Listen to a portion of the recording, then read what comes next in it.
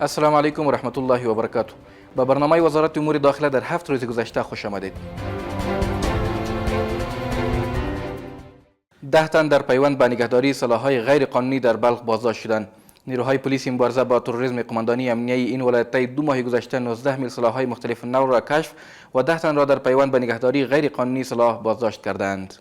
الحاج لوی پاسوال ملا عبدالحق اخوند همکار معین مبارزه با مواد مخدر وزارت امور داخله با رئیس مبارزه با مواد مخدر و جرم‌های جنایی سازمان ملل متحد UNODC در دفتر کارش دیدار نموده و روی فرصت‌های به وجود آمده در امر مبارزه با مواد مخدر در افغانستان، تداوی معتادین، بدیل معیشت برای دهاقین و موضوعات دیگر بحث و تبادل نظر نمودند.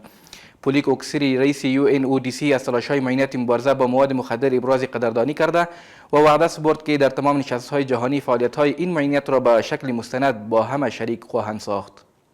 الحاج خلیفه سراج الدین حقانی سرپرست وزارت امور داخله در نشست پایانی سمینار رؤسای دفتر وزارتخانه‌ها و ادارات مستقل اشتراک و سخنرانی کرد.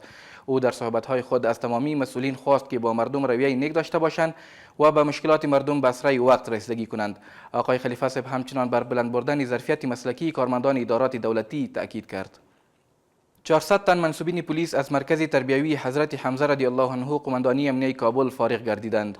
در مراسمی که به همین مناسبت در آن مرکز برگزار گردیده بود، ملا رحمت الله نجیب معین اداری وزارت امور داخله، قاری احسان الله سهیل رئیس دفتر معاینت ارشد امنیتی وزارت امور داخله، ملا امین الله عبید والی کابل، ولی جان حمزه قماندان امنیتی کابل و سایر مسئولین اشتراک کرده بودند. در این مراسم مسئولین بر مسلکی سازی و ارتقای ظرفیت پلیس تاکید نموده و از فارغان خواستند که در اجرای وظایف با مردم رویه نیک نموده و از اوامر امارت اسلامی اطاعت نمایند. منصوبین پلیس مبارزه با تروریسم قماندانی امنیتی ولایت هرات تعداد سلاح و مهمات را که 20 قبضه فنچه، 4 میل کلاشینکوف، 8 میل سلاح شکاری و نزدیک به 2000 فیر مرمی و دیگر تجهیزات نظامی شامل آن می شود، طی 6 ماه گذشته از مربوطات این ولایت کشف و ضبط نموده اند. سنگ تهداب تعمیر اداری و قماندانی امنیتی ولسوالی البرز ولایت بلخ گذاشته شد.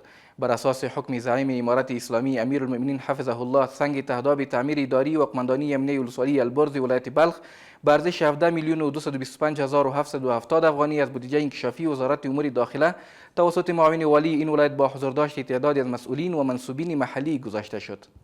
این بود دستاوردهای این هفته وزارت امور داخله. تا برنامه بعدی شما را به خداوند یکتا می‌سپارم.